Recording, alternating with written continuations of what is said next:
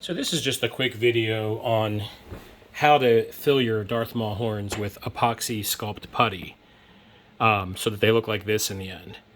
This allows you to store them either on a platform like this or on a sculpture of your head where you can put wood dowels throughout the Darth Maul head sculpture and then put the horns on for display.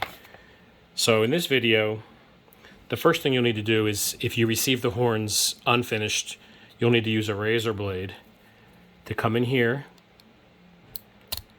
And I mean, you can pull the support structure off without a razor, but I prefer to use a razor because what happens is you get a nice clean removal. See how clean that is? And do the same thing here. Be careful not to cut yourself. Just take your time, work through it, back and forth until it comes off. Then you clean it up a bit. And for the purpose of the video, I'm kind of going fast, but in the end, you'll then sand it down.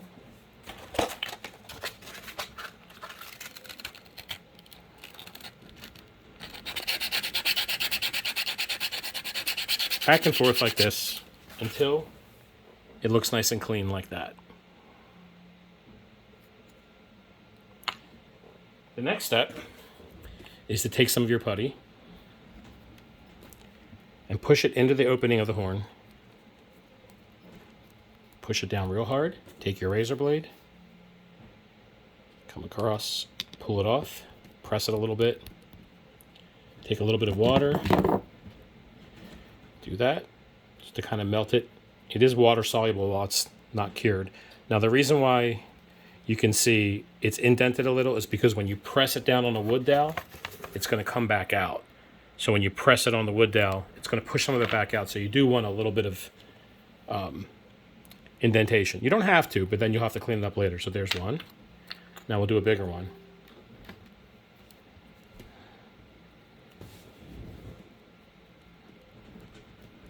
Now if you look closely, you can see, even though I sanded it, there's still some grooves from the 3D printing process where the support structure was. So what I do is I get it on like that, then I kind of press it into the grooves. It's a little messy. Press the epoxy putty in everywhere. Press it real good.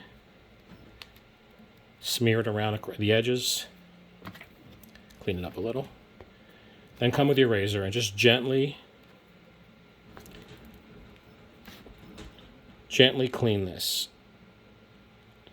Not pushing hard, just light enough to get the surface off. Save the extra. Wet the tip of your finger and then rub it around. And what that will do in the end is it will make a nice smooth area. Let's do it one more time. And you can get the idea. Dry it a little bit and then just wipe it out. And then you're going to come back 1 to 2 hours later. I usually come around the 1.5 hour mark. Let it sit for that long before you press it onto your wood dowels. This is an example of a Darth Maul head sculpture. It's actually a resin sculpture of my own head. I used the plaster casting to create the mold, and I poured resin in. It was kind of crazy because it got so hot when it cured. But I have blue tape here because I'm putting Vaseline on the posts so that when you press the horn into place that has the putty, it'll come back off the post.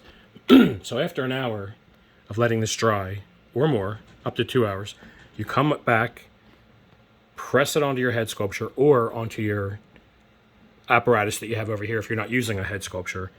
And then once it's on, twist it and pull it off. Come back an hour after and put it on again.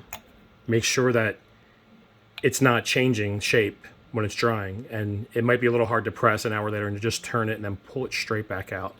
And when you're all done, you will have a perfect setup so that you can press these on and display them when you're not wearing them. That little hole's not going to affect anything. Just like that. Okay, we'll do another big one.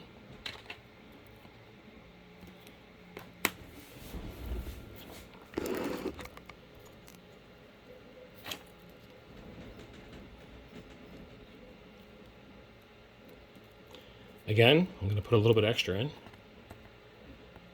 to try to fill in some of these little tiny grooves. And you could sand all those off, but it's a lot of sanding and a lot of removal of material. Sometimes it's better. Sand it the best you can, and then do this. Press it into those grooves. Get it nice and flat. Take your razor, remove the extra. Save that, because you're going to use that again. There we go.